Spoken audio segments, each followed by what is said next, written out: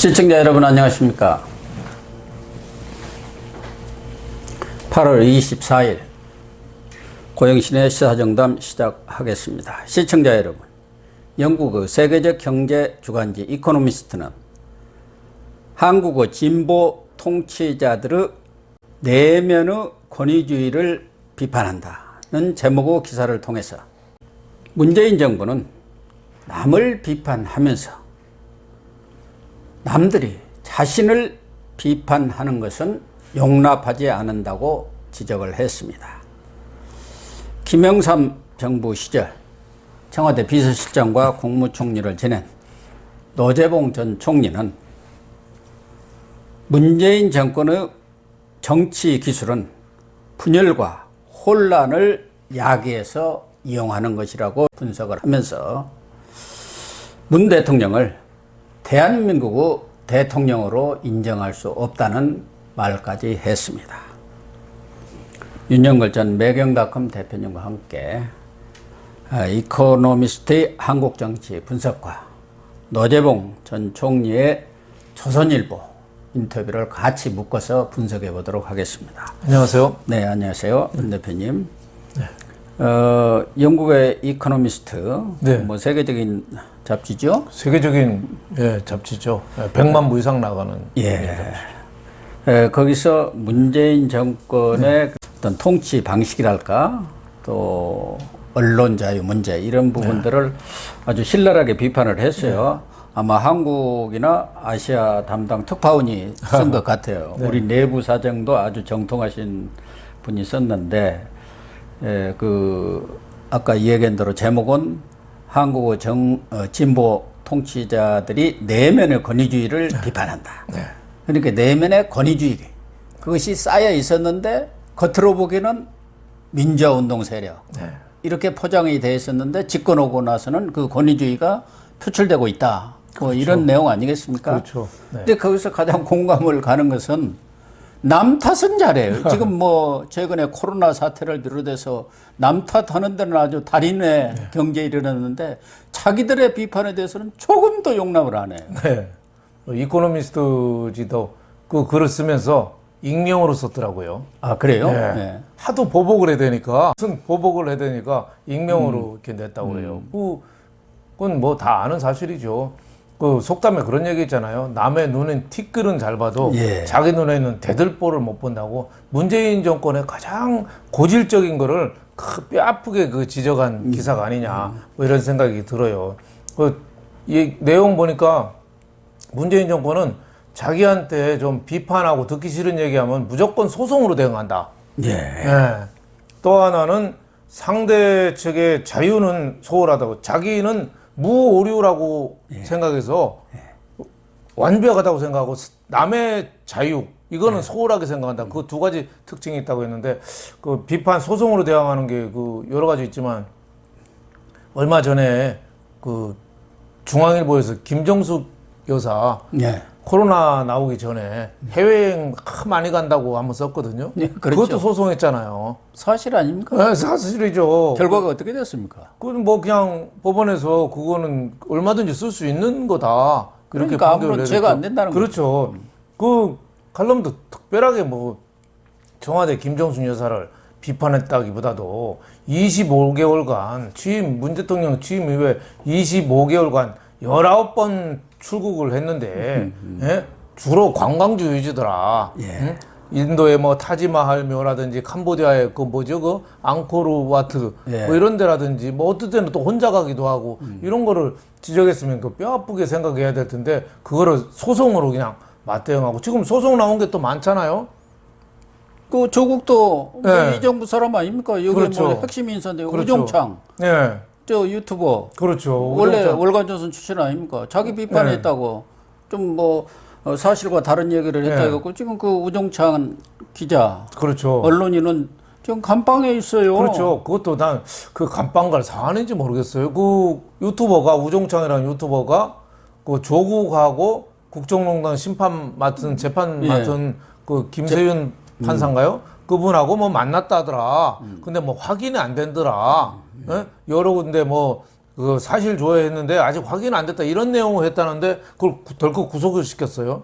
그러니까 저는 판사들도 저렇게 뭐 오바해서 판단한 거 아닌가. 그걸 표현의 자유 측면에서 좀 봐야지 사실이 아닌 거를 밝히면 되는 거지 그걸 구속까지 할 사안인가 저는 이런 생각이 좀 들었습니다. 네. 그러니까 우종찬 기자도 나름대로 취재를 열심히 했고 그에 대한 그 해명도 충분히 했더라고요. 보도를 하면서. 그런 정도를 가지고 법정 구속을 시켰으니까 뭐 김명수 사법부 뻔한 상황입니다만. 알아서 눈치 보는 거죠. 뭐 판사들이. 네. 어쨌든 이 이코노미스트 기자는 문재인 정부가 촛불시 이 정신을 이어받겠다. 촛불 정권이라고 스스로 얘기하지 않습니까? 그렇죠.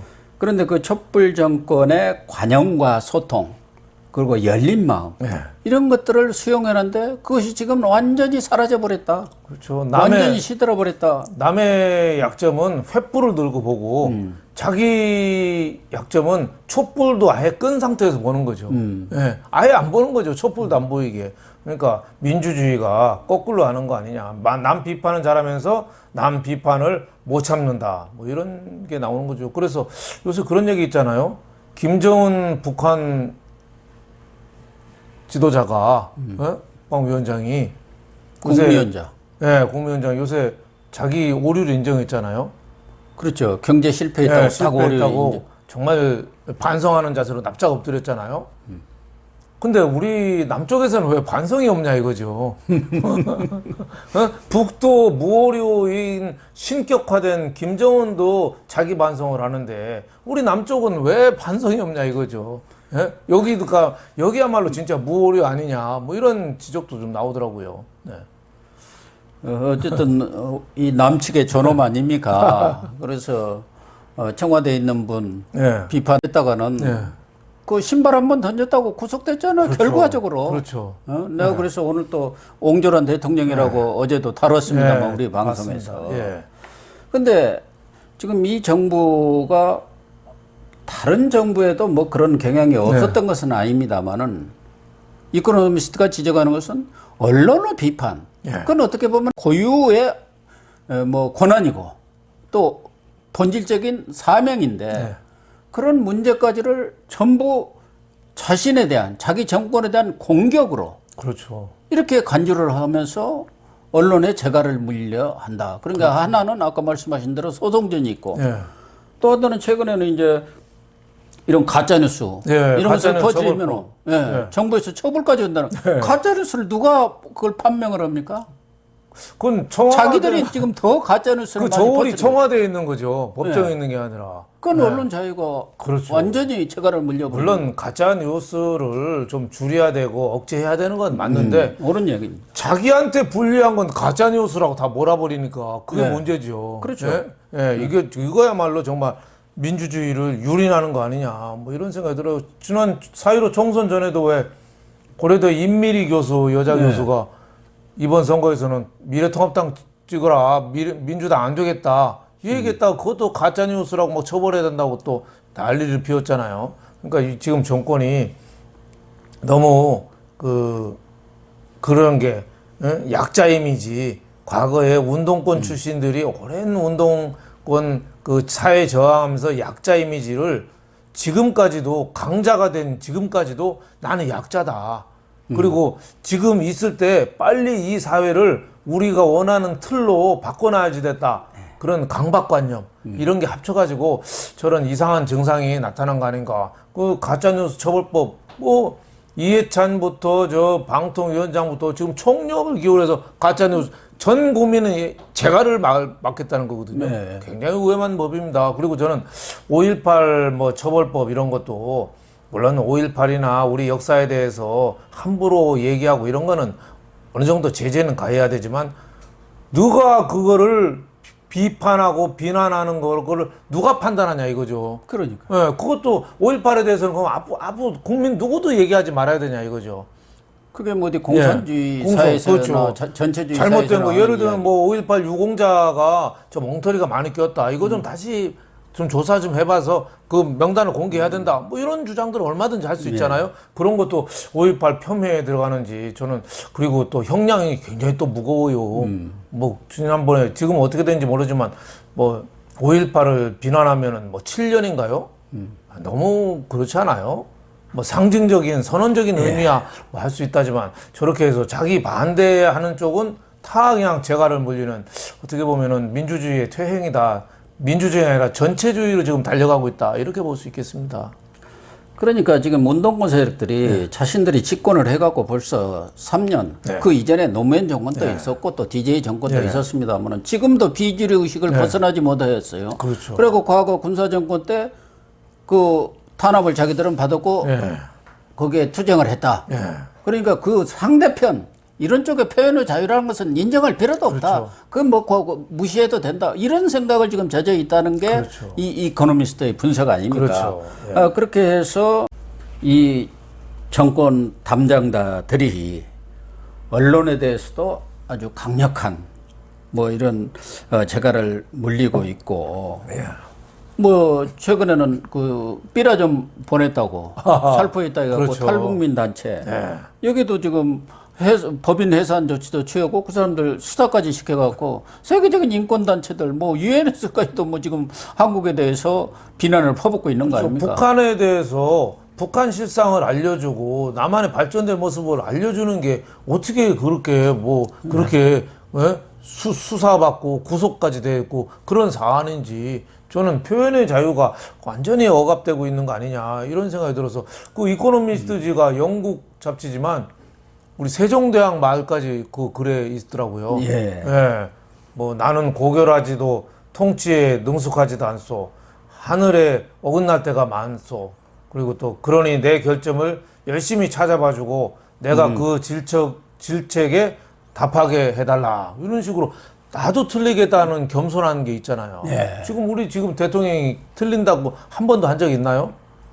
다음에 다루겠지만 그 부동산 정책 실패했다는 건 천하가 다 아는 거 아닙니까? 그렇죠. 아무것도 모르는 추미애가 나서갖고 지금 무슨 투기 세력의 광풍이니 어쩌니 해가지고 참 국민들 억장 무너지는 소리를 하고 있는데 어쨌든 이 이코노미스트도 그렇고 우리들도 느끼고 있지만 지금은 이 특히 문재인 정부 들어와서 완전히 진영 논리로 그렇죠. 이념에 따라서 정치적 성향에 따라서 이렇게 분열 정책을 쓰다 보니까 정치권도 미디어도 다 양극화돼 가지고 서로 진영 논리를 대변하는데 아주 혈안이 돼 있다.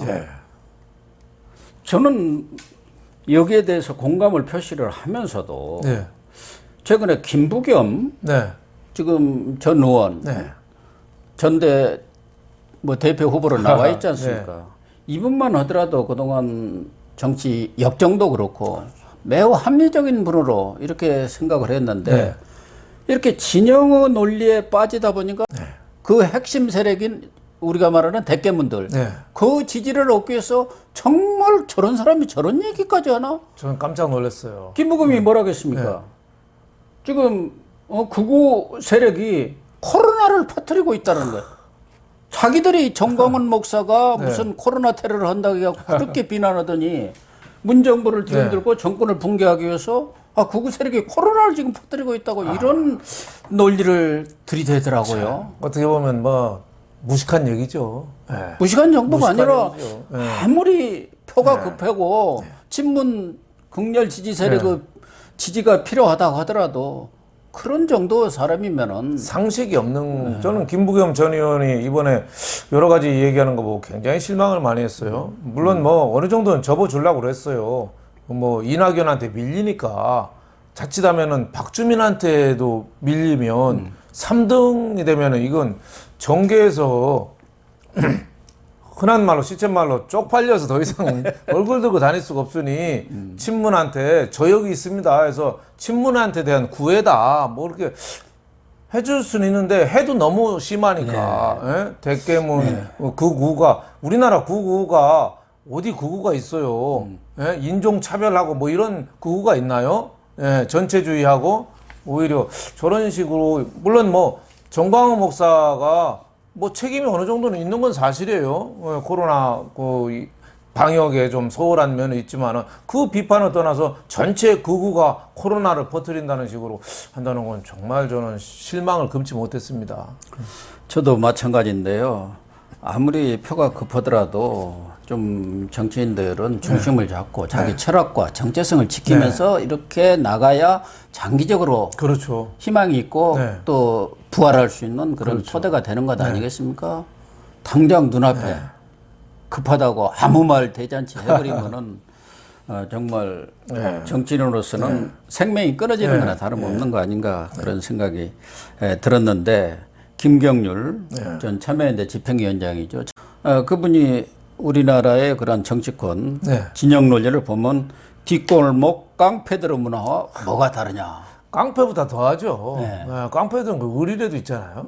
여기는 뭐 아주 지저분하잖아요. 저 송영길 그 외통위원장, 그 민주당 의원 얘기하는 거 봐요. 유엔사, 우리나라를 지키는 유엔사가 족보가 없는 거라든지 뭐 저 판문점 저 개성공단 그 사무소 폭파한 거 보고 대포로 안 쏜 게 다행이라는 둥. 뭐 주한미군도 과잉이라는 거예요. 주한미군 과잉이라고 하고 저 뭐 성추행 사건 난 뉴질랜드 전 영사 보고 그런 거 갖고 그러냐고 얘기하고 저는 뭐 저게 단순한 송영길의 문제가 아니라 저 사람들이 86세대거든요. 80년대에 태어난 60년대 출생들이에요. 80년대에 대학을 다녔죠. 저 사람들이 운동권만 하고 학생운동만 하고 책은 하나도 보지 않은 거예요. 공부도 안 한 거예요. 그러니까 자기만 옳다고 생각하는 거예요. 예? 자기만. 남은 다 그러고. 그래서 최장집 고려대 전 교수가 그런 얘기 했잖아요. 학생운동 세력은 문제 해결자가 아닌 문제 그 자체다. 쟤들이 바로 문제다. 우리 사회에 저 공부 안 하고 자기만 옳다고 생각하는 저런 식의 발상이 지금 문재인 둘러싸고 있거든요. 그 사람들이 나라를 끌고 가요. 그러니까 이해, 타협, 뭐 평등, 관용 뭐 이런 거 아예 없는 거죠. 뭐 최장집 교수 얘기를 했습니다만 노재봉 전 총리 YS 때 청와대 비서실장도고 국무총리를 지냈죠. 서울대 정치학과 교수로 우리나라 최고 정치학자로 이렇게 알려진 분 아닙니까? 총리도 할 정도로. 그분이 오늘 조선일보 인터뷰에서 아주 오랜만에 입을 열었더라고요. 아주 솔직한 얘기를 했더라고요. 그래서 이 문재인 정부는 분열과 혼란을 야기하는 그런 정치 기술을 활용하고 있다. 그래서 분열과 혼란을 통해서 적을 만들고 증오와 분노심을 일으키고 있다. 특히 큰 악재가 만들어지면 그런 어떤 기회가 생기면은 자신들의 실정과 무능까지를 거기다 다 뒤집어 씌운다. 지금 이 최근 일어나고 있는 이 광화문 집회. 코로나 나온 거를 광화문 집회 이전에 8월 13일부터 코로나가 번지기 시작했거든요. 근데 광화문 지금 8월 15일이에요. 근데 광화문 집회 때문에 사랑제일교회 때문에 모든 거를 코로나로 뒤집어 씌운 거죠. 그래서 문재인까지 나와가지고 엄하게 처벌을 하고 또 얘기하고 그러니까 온 분위기가 글로 가는 거죠. 물론 뭐 저는 뭐 사랑제일교회도 비판받을 거 있고 여러 가지 비판받을 건 있지만 적과 악은 이렇게 나누는 거죠. 그리고 또 부동산 실정에 대해서 국민 여론이 나쁘니까 이 기회에 그냥 코로나로 다 뒤집어 씌우는 거죠. 그런 면에서 참 굉장히 위험한 거다. 뭐 이런 식으로 했는데 노재봉 교수가 전 얘기한 것 중에 하나 기억이 나는 게 법의 지배하고 법에 의한 지배하고는 다르다.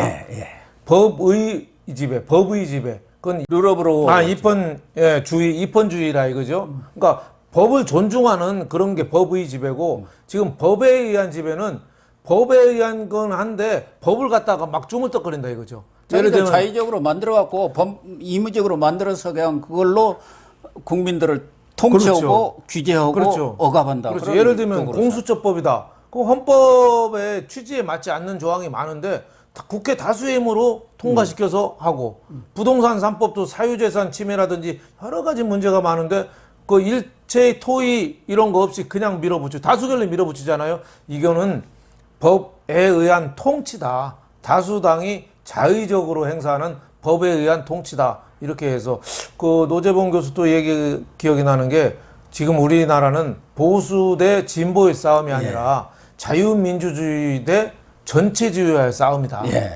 그런 상당히 그 신금을 울리는 그런 아주 노학자다운 그런 얘기 아닌가 이렇게 생각했습니다. 또 하나는 좀 더 어떻게 보면 약간 충격적이랄까 그런 느낌까지도 들었는데 문재인 대통령은 실질적으로는 대한민국을 인정하지 않는 것 아니냐. 자기가 대한민국 대통령이라는 사실 자체를 인정하지 않기 때문에 나도 문재인 대통령을 대통령으로 인정할 수 없다. 그런 얘기를 했더라고요. 그러니까 지난번 8.15 광복절 때도 그 연단에 있는 것을 대한민국이라고 쓰지 않고 우리나라로 그랬죠. 자. 그리고 이인영이라든가 이 핵심 세력들은 건국의 아버지.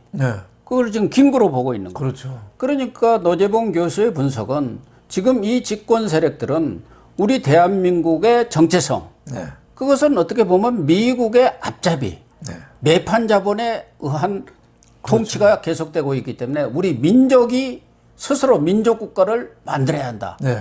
통일된 민족 국가. 그렇죠. 그게 우리나라다. 그렇죠. 그래서 문재인 대통령이 평양 가서 연설할 때도 남쪽 대통령이라고 했다. 그러니까 자기는 이런 민족 국가를 만드는 데 있어 남쪽의 하나의 지도자이고 북쪽의 지도자는 뭐 김정은이든 김정일이든 그 세력이고 그런 식으로 이렇게 지금 생각하고 있는 거 이게 가장 큰 이 정권 세력의 문제가 아닌가 이런 지적을 아주 했더라고요. 핵심 있는 지적이죠. 그래서 그 이승만 초대 대통령을 국부로 보는 게 아니라 분단의 원흉이 이승만이다. 이렇게 본다는 거죠. 그래서 이승만에 대한 계속 평가절하 작업, 그리고 박정희 대통령에 대한 평가절하. 아마 파묘까지도 지금 자꾸 얘기 나오는 게 그런 역사 완전히 드러내기더라 이거죠. 그래서 지난번에 박근혜 전 대통령에 대한 탄핵은 그냥 박근혜라는 그 대통령에 대한 탄핵이 게 아니라 자유민주주의 이 체제에 대한 탄핵이었다.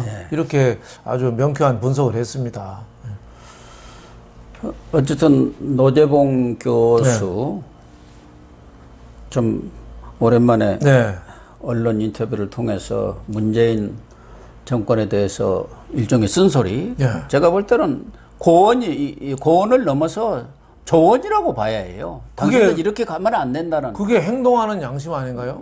뭐 옛날에 김대중 대통령도 했지만 행동하는 양심이죠. 다 알지만 뒷골목에 앉아서 막걸리 마시면서 자기네 얘기하는 거 하고 이렇게 신문에 의견 광고도 내고 자기 인터뷰도 하고 이렇게 해서 우리가 잘못된 거를 자꾸 잡으려는 게 이게 국가 원로의 할 일이죠. 저는 노재봉 교수 뭐 일리 있는 얘기도 있고 또 반대하시는 분도 있을 거예요. 하지만은 그런 조언을 노학자 우리나라 그래도 정치 교수 중에서는 이름이 있고 총리까지 하신 분이 80대 중반의 연세가 저런 얘기 하실 때는 무슨 일리가 있는지 그거 좀 들어봐야 돼요. 우리가 광화문 집회에 나온 어르신은 틀딱이라고 하잖아요. 틀리 딱딱거린다고. 이 틀딱이 나이 기준으로 틀딱이 아닙니다. 저는 송영길 같은 사람이 50대래도 사고가 늙었으면 송영길이가 틀딱이에요. 그런 말씀입니다. 나이 많다고 틀딱이 아니에요. 저는 노재봉 저 총리가 이런 얘기 할 정도면 이분은 저 청년이라고 생각했습니다. 국가에 대한 애국심도 있고 현실에 대한 비판 이 감성도 있고 저는 그 어른들이 이 나라에 큰 힘이 되는 거 아니냐 저는 이렇게 생각했습니다. 정말 옳은 말씀이고요. 시청자 여러분, 이코노미스트의 한국 어떤 정치에 대한 분석 그리고 노재봉 전 총리의 문재인 대통령, 문재인 정권에 대한 어떻게 보면은 고언 넘어서 충언 이런 부분에 대해서는 정말 집권 세력들이 가슴을 통 열어놓고 이렇게 수용도 하고 참고도 하고 이렇게 해야 하는데 지금 집권 세력이 하는 것을 보면은 이런 내용 자체를 설사 들었다 하더라도 반대편, 상대편들을 공격으로 생각하고 우이독경, 마이동풍식으로 받아들이지 않을까 그런 생각을 해봅니다. 문 정권이 자신들에 대한 비판의 소리에도 귀를 좀 활짝 열었으면 좋겠습니다. 시청해 주셔서 감사합니다.